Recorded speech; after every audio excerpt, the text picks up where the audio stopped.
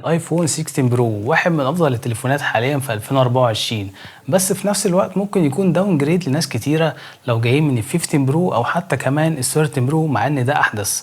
وده بسبب حاجه واحده بس، وهي الكاميرا الجديده، الكاميرا ال 5 اكس زوم. بس قبل ما اخش في شويه تفاصيل في الريفيو ده، خليني احكي لكم عن الحاجات اللي عجبتني. اول حاجه عجبتني في الجهاز ده هو حجم الشاشه الجديد اللي كبر ل 6.3 انش. حجم الشاشه مريح جدا لو هتعمل اديت او تشتغل على التليفون لفترات طويله، وفي نفس الوقت حجم الموبايل ما كبرش قوي لان هم رفعوا الحواف جدا. اللي عجبني كمان هو التيتانيوم فينش الجديد، كده فيه لمعه بسيطه، واللون الجولد السنه دي تحفه بصراحه. حجم البطاريه السنه دي كبر تقريبا 10%، بس بصراحه يعني بعد سنتين او 3 الايفون باتري هتعمل ديجريد زي اي بطاريه تانية، وهتحتاج تغير البطاريه. بس الميزه السنه دي ان هم غيروا التصميم الداخلي جوه الايفون، فبقى اسهل ان انت تعمله ريبير لو هتغير شاشه، بطاريه، كاميرا يونت. وفي نفس الوقت ابل لاول مره تحط ريبير مانوالز للايفون كلها تقريبا على الموقع الرسمي، فممكن تخش على الموقع الرسمي وتنزل الريبير مانوال، ولو عندك قطع غيار اوريجينال من ابل تقدر تغيرها في الايفون، وخلص الامر من غير ما تبعته مثلا لابل ريتيل ستور وشغلانه. فخطوه جميله جدا من ابل. السبيكر كمان اتحسن السنه دي، بقى فيه شويه بيس، بقى صوت فول اكتر.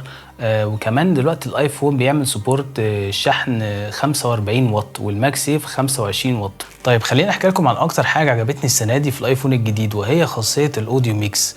الايفون 16 برو فيه 4 استوديو مايكس، ويقدر يعزل صوتك من الدوشه اللي حواليك، او حتى لو انت في مكان وفيه صدى وصوت كتير زي الاوضه اللي انا قاعد فيها دلوقتي هيظبط الصوت. فخاصيه جميله جدا. وبفكر كمان يعني في مصر الواحد هيصور بره في اماكن عامه في دوشه كتير، مش معاك حتى اكسترنال مايك، الايفون هيساعدك كتير في الحكايه دي. مش هيبقى في نفس جوده الاكسترنال مايك، بس حاجه معاك في جيبك على طول، شيء جميل جدا. خلينا بس نعترف يا جماعه ان كل سنه مع طلوع ايفون جديد الناس كلهم بيتحولوا لبروفيشنال فوتوغرافرز وفيديوغرافرز اول اسبوع، بعد كده الموضوع بيتنسي لحد الايفون اللي بعديه. فما تصدقش الاوفر هايب اللي الناس بتعمله عن الايفون الجديد. يعني الايفون 16 برو تليفون حلو، لكن لو معاك ال 14 او كمان ال 15 مش محتاج تعمل ابجريد صدقوني. 13 برو كمان جميل جدا. العيب الوحيد بس ان الاوديو ميكس مش موجود في الفويس ميمو، فمستغرب بصراحه ازاي ما حطوش الفيتشر ده في الفويس ميمو. بس اتمنى في المستقبل يعملوه في الفويس ميمو كمان، يبقى في ثيرد بارتي ابس تعمل سبورت الاوديو ميكس ويستغلوا الاربعه استوديو مايكس. بصراحه انا مستغرب الابل السنين الاخيره، يعني زمان كنا بنسمع في الرومرز ان هيشيلوا اللايتنينج بورت، الزراير مش هتبقى موجوده، لكن سبحان الله يعني الامر اتغير تماما. دلوقتي عندنا يو اس بي سي، السنه اللي فاتت جالنا اكشن بutton، والسنه دي كاميرا كنترول. فانا مش عارف السنه الجايه هيبقى في زرار جديد بقى ولا هيبقى في بورت جديد، يمكن الهيدفون جاك يرجع تاني، مش عارف. يعني حتى السنه دي في اي او اس 18 بقى في كاستمايزيشن بشكل غير عادي. يعني الايفون ما بقاش سيمبل زي ما كانوا بيقولوا. وبنسبه سيمبل الكاميرا كنترول مش سيمبل خالص. خلينا احكي لكم شويه عن الكاميرا كنترول. السنه دي بالكاميرا كنترول هم حلوا مشكله ما كانتش موجوده، وكمان مكانه مش حلو، يعني ولا مريح في الفيرتيكال مود ولا الهوريزونتال. وفي نفس الوقت التاتش مش اكيوريت، والفيدباك او الهابتيك فيدباك ضعيف جدا.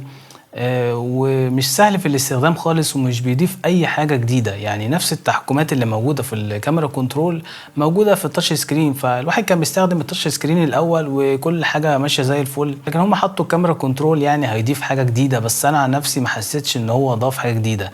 يعني كان ممكن يحطوا فيه تاتش اي دي، كان ممكن يكون فيه مثلا فوكس، ان الواحد يعمل مانوال فوكس في الكاميرا، لكن مش موجود. وغير كده لو انت بتصور بالليل بالكاميرا كنترول محتاج تضغط جامد على الزرار، هيديك صورة وحشة جدا. يعني شوفوا الصورة دي كده. فانا اتمنى في المستقبل ان يكون في مميزات اكتر للكاميرا كنترول، او احتمال في المستقبل يشيلوه برضو، لان مش هيلاقوا ان ناس كتير هتستخدمه زي الهابتيك تاتش لما كان موجود في الايفون 6 اس واتلغى. يعني انا حتى فكرت ان ابل هتستخدم الكاميرا كنترول في برنامج فاينل كات كاميرا الجديد، لكن لا مش موجود. ممكن تستخدمه كشاتر بutton وخلص الامر. فالكاميرا كنترول حاسس ان هو اختراع فاشل شويه. يعني هم حاولوا يحطوا ان انت تظبط التونال بالانس والزوم، لكن كل الحاجات دي اوريدي موجوده في التاتش. وبالنسبه للتونال بالانس انا مش شايف ان هي خاصيه كبيره جدا. الواحد ممكن يصور رو 48 ميجا بكسل وتقدر تغير اللي انت عايزه في الايديت. تاني ميزه السنه دي في كاميرا الايفون ان انت تقدر تصور 4K 120 فريم في الثانيه برو ريس لوج، فده شيء جميل جدا للفيلم ميكرز. لكن بصراحه الناس مش هتلاقي فرق كبير بالنسبه للجوده على السوشيال ميديا. يعني لو هتصور 4K 120 فريم او 1080p 120 فريم الناس مش هتشوف فرق الجوده. تاني حاجه ان ال 4K 120 فريم مش موجود في الالترا وايد انجل لينس، ولا موجود في ال 5x اوبتيكال زوم، بيبقى بس ديجيتال كروب من المين كاميرا لحد 3x. فده شيء ماينس في الايفون السنه دي، وعاملين ضجه كبيره بقى ان 4K 120 فريم في الثانيه، لكن موجود بس في المين كاميرا. في الفقره دي عمال احاول افكر ازاي اشرح الموضوع بشكل بسيط، بس خلينا نبدا بالايفون 16 برو. في كاميرا 5x اوبتيكال زوم، ما بيصورش سينماتيك 5x، بيعمل ديجيتال كروب من المين كاميرا 1x لحد 3x.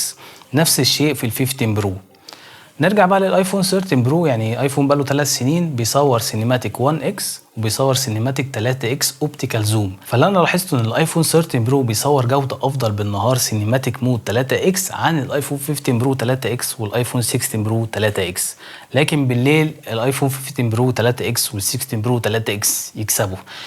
هنزل كومباريسون في فيديو قريب، اعملوا سبسكرايب وشوفوه، وهحاول اشرح الموضوع بشكل اوضح وانزل لكم كومباريسون ما بين الثلاث تليفونات مع بعض. لكن الخلاصه لو انت بتحب 3x اوبتيكال زوم هات الايفون 15 برو وما تجيبش ال 16 برو.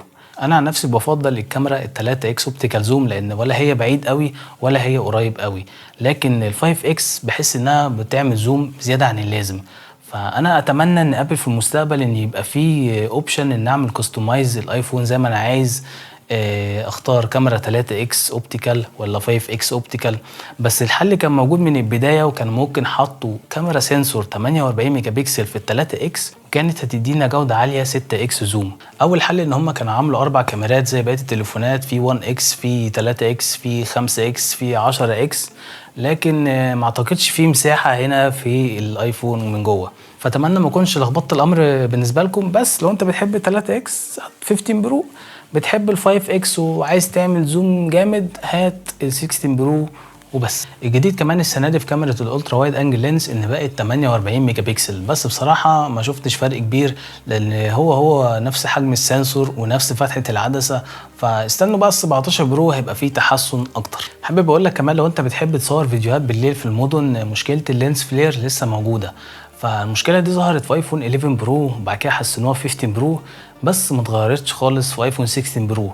فدي مشكله يعني مش موجوده في كاميرات تانية زي مثلا الاوسمو بوكيت، وما زالت موجوده في الايفون. فهل الايفون 16 برو يستاهل؟ على حسب، يعني لو انت هتعمل ابجريد من ايفون 13 برو او اقل طبعا يستاهل الابجريد. لو انت حابب شاشه اكبر، عايز خاصيه الاوديو ميكس وحابب ال 5x اوبتيكال زوم، يبقى تشتري الايفون 16 برو. لكن لو بتحب ال 3x اوبتيكال زوم زي حالاتي، يبقى تشتري ال 15 برو ويبقى عندك كل المميزات زي اليو اس بي سي، البرو ريس لوج والدايناميك ايلاند وكل الحاجات الحلوه دي. فانا اتمنى ابل ان هي تدينا كستمايزيشن في المستقبل زي ما ادونا كستمايزيشن في اي او اس، ان نطلب الايفون ب 3x اوبتيكال زوم او 5x اوبتيكال زوم، او يشوفوا حل تاني، لان الفرق كبير جدا ما بين المين كاميرا وال 5x اوبتيكال زوم. حاجه تانية لاحظتها لو هتصور بالليل او في اللو لايت عامه، ان الايفون 16 برو عنده صعوبه ان هو يختار ما بين المين كاميرا ويعمل ديجيتال كروب، او يختار بال 5x زوم. فاعتقد دي سوفت وير بج يمكن تتصلح قدام، بس ما زال الايفون التليفوتو لينسز مش عمليه بالليل، يعني كل الفوكس على المين كاميرا، من المين كاميرا بيعملوا ديجيتال كروب. نفسي اشوف ريزولوشن برضو اعلى زي 8K او حتى 6K، ان الواحد يقدر يصور لاندسكيب فيديو وفي نفس الوقت يعمل كروب الفيرتيكال لو هينزل على ريلز او تيك توك بجوده حلوه. وحابب برضه اوجه رساله لابل ان 128 جيجا ستورج في برو موديل ايفون شيء ظلم بصراحه، يعني ما يكفيش لو انت هتصور 4K 120 برو ريس لوج، يعني ادونا على الاقل 512 لو فعلا هو برو موديل ايفون. في اوروبا كمان مفيش الابل انتليجنس، فالفيتشر ده هننساه خالص. وده كان ريفيو ايفون 16 برو، اتمنى الفيديو ده عجبكم واستفدتوا منه. ولو عندكم اي اسئله عن الايفون 16 برو اكتبوا لي في التعليقات وهجاوب عليكم في اسرع وقت. ما تنسوش لايك واشتراك في القناه، واشوفكم الفيديو الجاي. سلام.